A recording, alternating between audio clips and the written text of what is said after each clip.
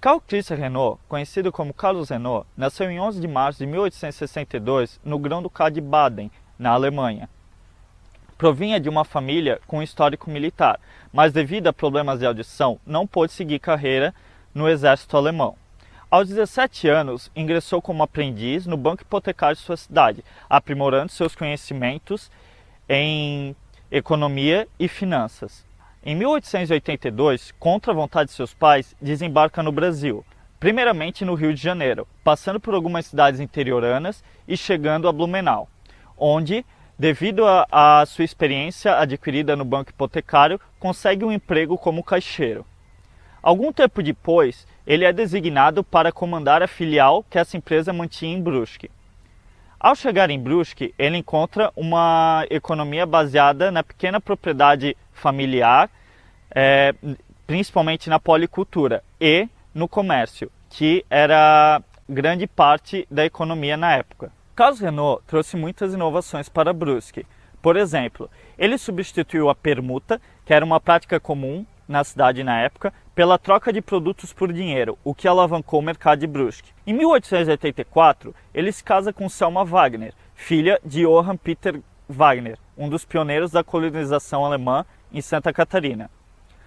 Ao se casar com Selma Wagner, ele recebe um dote, o que junto com suas economias, contribuiu para ele comprar a filial da empresa que ele trabalhava em Brusque. A Vila Renault, ela retrata a história da cidade de Brusque, embora retrate também a história da família Renault, mas se confunde com a história da própria cidade, em razão de ter pertencido a um dos principais industriais do sul do Brasil, considerados no final do século XIX e início do século XX, ela retrata um pouco da história da indústria têxtil da cidade de Brusque e da influência que essa família teve na cidade. Hoje a Vila Renault ela já passou pelo processo de tombamento, está somente aguardando a assinatura do prefeito no livro tombo. Então, em razão disso, há toda uma preocupação da Unifeb com relação à preservação dessa edificação e disponibilização dela também para a comunidade. Então, por isso, essa intervenção da instituição junto a esse patrimônio.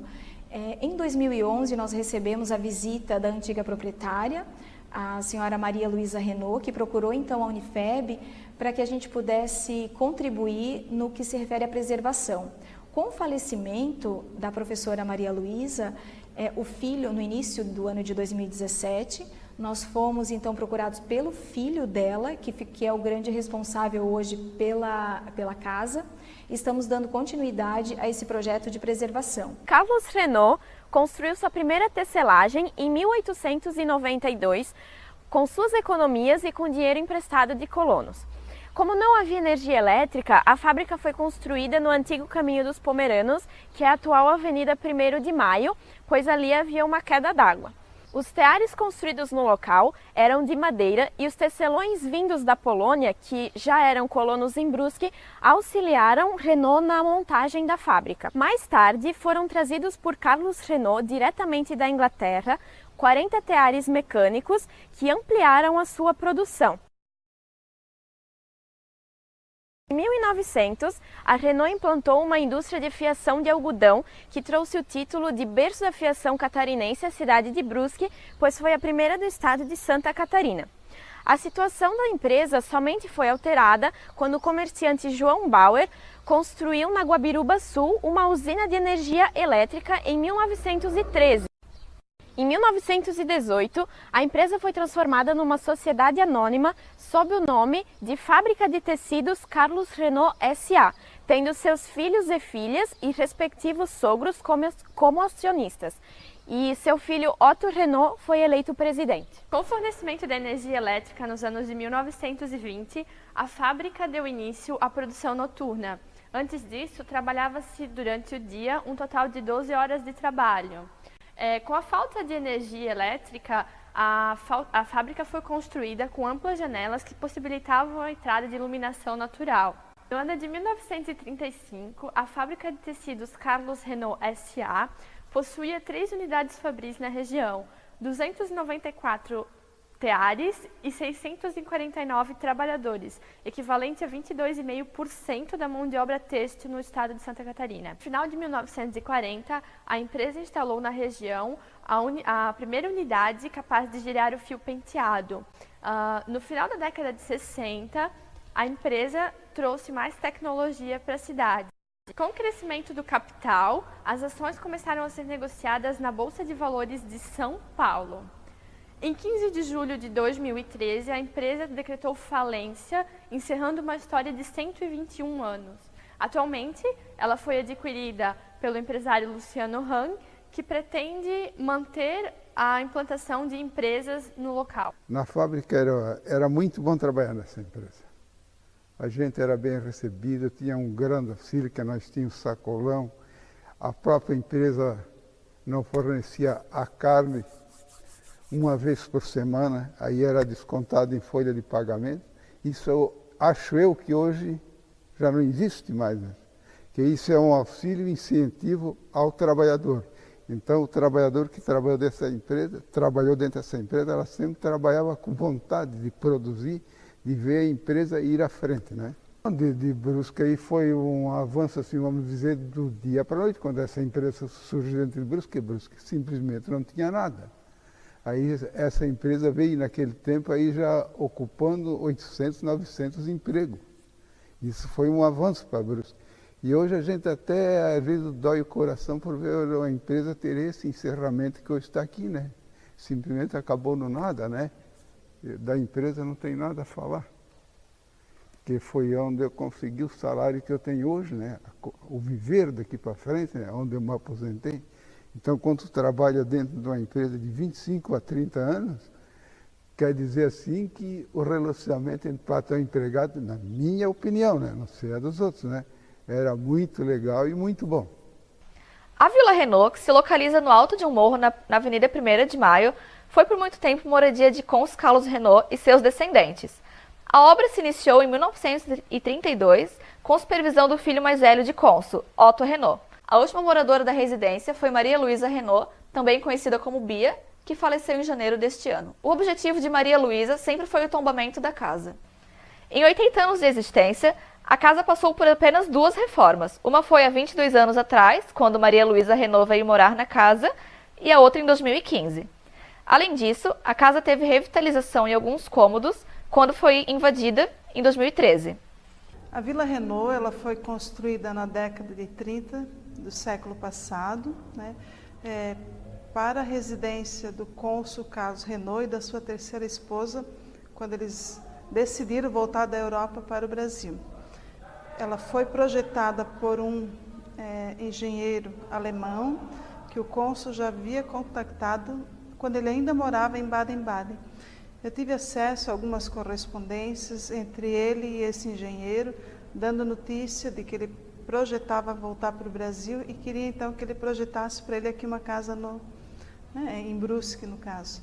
E inicialmente essa casa, depois de pronta, serviu então como residência do cônsul e da sua terceira esposa, e em nome e homenagem dessa terceira esposa, ela foi denominada Vila Gucci, né? Mais tarde foi mudando de nome, mas você encontra inclusive algumas fotos de época em que o nome dessa vila está gravada com plantas e você vê claramente o nome da vila, então, Vila Gucci, em homenagem à terceira esposa dele. Também na vila vocês vão encontrar o mausoléu, né, onde ela está sepultada. Então hoje se observa que alguns elementos que estavam contidos no mausoléu já não estão mais. Nós tínhamos uma estátua, nós tínhamos também plantas que ornamentavam o mausoléu, que já não existe mais, mas elas são plantas, poderiam ser replantadas. E outro fato que chama bastante atenção ali são as árvores. Então, nas fotos antigas também se vê elas aos poucos, em pequena quantidade, em pequeno tamanho, e hoje elas por si só já são um espetáculo da natureza, aqueles pinheiros, aquelas árvores maravilhosas que estão lá. Quando vamos olhar a história, vamos olhar os escritos, vamos olhar as imagens, a gente percebe que já houve muita vida naquela casa.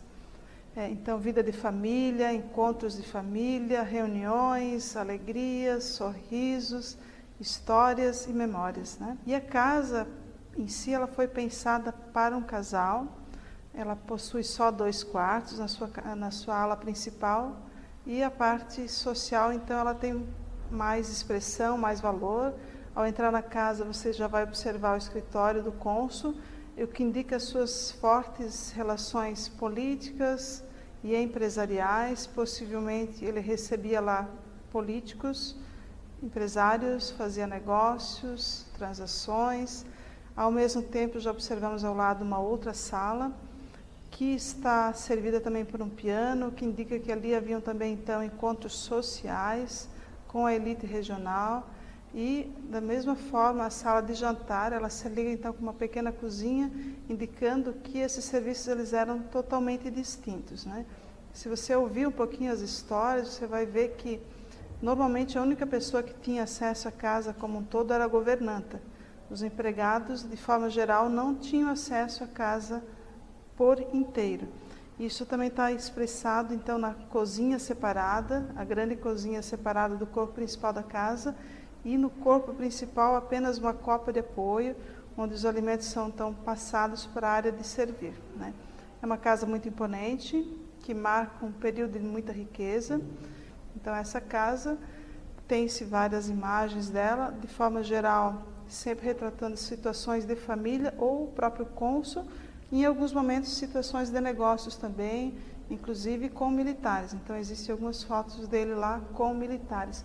São sinais de que até o final da vida dele, ele foi uma pessoa muito ativa, muito presente, né? Embora tenha se afastado dos negócios no final da vida dele, ainda assim ele manteve essas relações muito fortes, ele era um homem muito importante.